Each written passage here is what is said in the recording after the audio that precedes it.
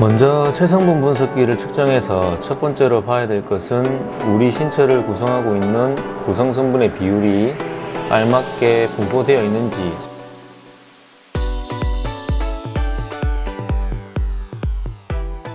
안녕하세요, 불끈맨TV 불끈맨입니다. 만나서 반갑습니다. 이번 편은 체성분 분석기 보는 방법으로 제품 제우스 9.9 버전으로 설명을 드리겠습니다. 인바디 버전도 설명하고자 하는 부분은 같기 때문에 참고하셔서 보시면 되겠습니다. 먼저 체성분 분석기를 측정해서 첫 번째로 봐야 될 것은 우리 신체를 구성하고 있는 구성성분의 비율이 알맞게 분포되어 있는지 수치상으로 확인하는 것입니다. 우리 신체의 구성을 크게 두 가지로 나누면 이 체지방이란 것과 제지방으로 나뉩니다. 내장지방과 피하지방으로 나뉘고 제지방은 근육량과 무기질량으로 나뉩니다. 무기질은 뼈의 무게라 생각하시면 되는데 치아라든지 여러가지 뼈가 있죠. 이 무기질량의 변화는 미비하기 때문에 체지방량과 근육량을 비교하시면 되겠습니다. 체지방량은 킬로그램을 말하고 체지방률은 이 체지방량이 신체에 차지하고 있는 비율을 말하는데, 이 체지방량으로 비만도를 판단하는 것이 아니라 이 체지방이 10kg든 100kg든 이 체지방량이 신체에 차지하고 있는 비율, 즉 체지방률로 비만도를 판단하는 것입니다. 이 체지방률의 측정 범위는 남성은 15에서 20 사이고 여성은 20에서 30 사이라고 보시면 되겠습니다. 이 측정 범위 안에 들어갈 수 있도록 노력하는 것이 중요하겠습니다.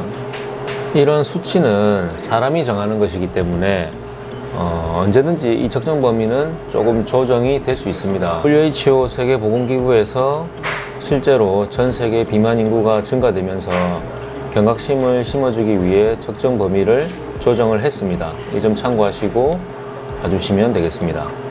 이 위에 보시면 체질량 지수란 것이 있는데 이건 BMI라고도 하죠.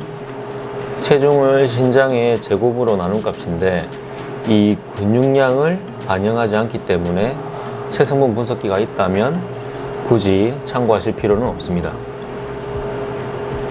자, 그래프를 보시면 전체적인 양이 어떻게 되는지에 따라서 체형을 알 수 있습니다. 지방과 근육의 양이 이 적정치를 못 넘는 사람들은 보통 체형이 마른 체형이죠. 체형이 큰 체형보다는 전체적인 체지방량이 작고 내장지방의 비율만 낮추면 되기 때문에 지방 관리 면에서는 유리한 부분이 많습니다. 그리고 여성들은 이쁜 옷을 입을 수 있는 장점 정도. 단점은 나이가 들어감에 따라서 근육량의 감소로 불안정해진다는 것입니다. 안 그래도 없는 근육이 점점 사라진다고 생각해 보세요. 빙판길 가다가 넘어져서 뼈가 부러질 수 있는 골절, 그리고 골다공증, 근감소증 등에 노출이 많이 되어 있기 때문에 근육량을 늘리기 위한 노력을 많이 해야 되는 체형입니다. 반대로 지방과 근육이 많은 체형들은 근육이 많다는 장점이 있지만 그만큼 지방도 많기 때문에 지금 당장의 성인병에 노출이 되어 있는 경우가 많고, 감량해야 되는 체지방량이 많은 만큼 다른 체형에 비해서 단기적인 계획이 아닌 장기적인 계획으로 접근하셔야 됩니다. 실제로 단기적인 효과를 보려다 요요 현상을 겪는 체형입니다. 다음은 이 근육과 지방이 적정 범위에 있거나 약간 발달 쪽에 있는 체형은 중배업으로, 중배업이 가장 많습니다. 근육과 지방의 양이 적절히 있기 때문에 다른 체형에 비해서 유산소나 근력 운동의 다방면으로 다른 체형보다 많이 유리합니다. 운동을 잘 할 수 있기 때문에 근육량 증가 및 체지방량 감소 효과를 가장 기대할 수 있는 체형이라고 볼 수 있습니다. 먼저 근육과 지방의 양을 보고 나는 어떤 체형이구나 라는 것을 확인하시고 어떤 노력을 해야 되는지 생각을 하고 실행하실 필요가 있습니다. 피부 겉표면에 만져지는 지방인데 이 내장 지방이 성인병의 원인이 되기도 합니다. 생명을 유지하기 위해서 움직이는 장기 사이사이에 끼어있는 지방이니까 당연히 성인병의 원인이 될 수밖에 없죠. 이 피하지방은 성인병과 거리가 좀 먼 지방이라고 생각하시면 되는데 이 피하지방이 하는 역할은 우리 몸에서 체온 조절을 하는데 쓰이고 우리 신체 내에서 생리적인 기능을 할 때 쓰이는 에너지로도 쓰이기 때문에 이 피하지방이 많아도 작아도 그런 기능에 문제가 발생할 수 있으니까 적정을 유지하시는 것이 중요하겠습니다. 이 내장지방의 비율은 10% 정도로 유지하시면 되겠습니다.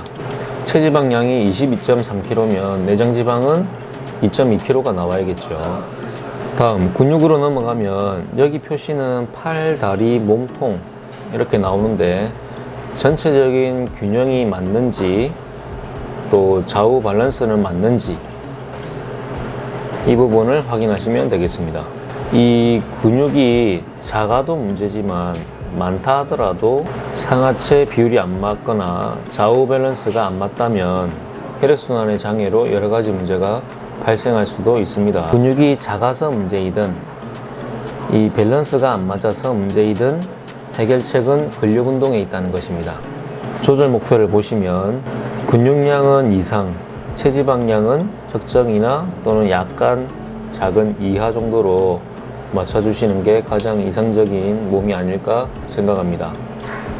제가 이야기하는 중점적인 내용은 이 정도이고요. 궁금하신 부분은 댓글 남겨주시고 이제 중요한 것은 어떻게 운동을 구성해서 운동생활을 할 건지에 대해서 고민을 해야겠습니다. 그 부분에 대해서 제가 초반이라서 서툴지만 영상을 차근차근 남겨보겠습니다. 이 영상을 보신 모든 분들 화이팅 하시고 오늘 하루도 수고하셨습니다.